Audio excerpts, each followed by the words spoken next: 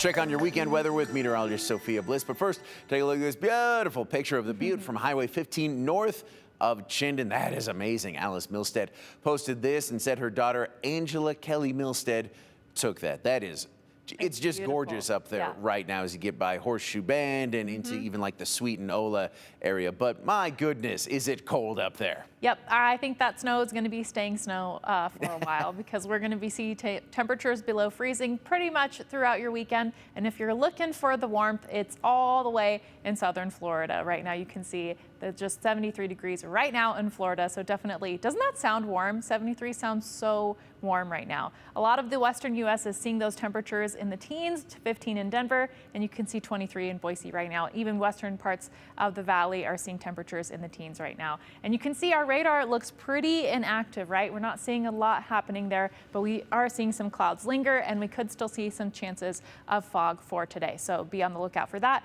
One of the reasons we have the chance of fog is because our high pressure that's dominant in the region is keeping the air very stable. And so when that happens, we see an inversion start to build, and that's why we have an air stagnation advisory in place for eastern Oregon. So we have some stagnant air, and you can see that's why it's going to be keeping things as clouds, not too much precipitation, keeping things very stable in our area. So that's kind of what we can expect for the weekend, is these cold temperatures and not a lot of snow. However, that does look to change as we go into next week, and that's in part to our upper air pattern. So you can see right now there's our high pressure that's dominant over the region, and it's moving in cold air from the north, and that's why we're so cold right now. However, as we look into next week, we see there's a dip of even colder air that's moving in from the north. And so one of the things that we'll be looking at next week is just how far that cold air dips south. You can see that we get a little bit more of those mild temperatures from the south. So how far down that cold air moves is really going to be what we're watching for next week. And you can see there's a little bit of wobble there, and it picks back up, and that cold air shifts eastward. So different models portrays this in different ways. So that's what we'll be watching for next week.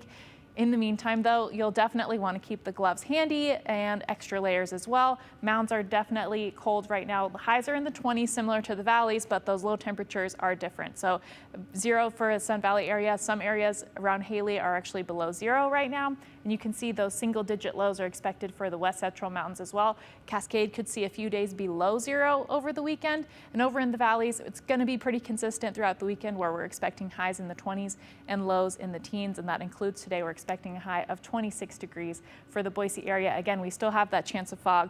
And again, there's those low temperatures sticking all the way through the weekend and then into Monday as well. And then Tuesday is where we start to see that change in temperature and a little bit more moisture. So that's what we'll be watching for next week. Overall, it's definitely looking like a cold and dry weekend ahead.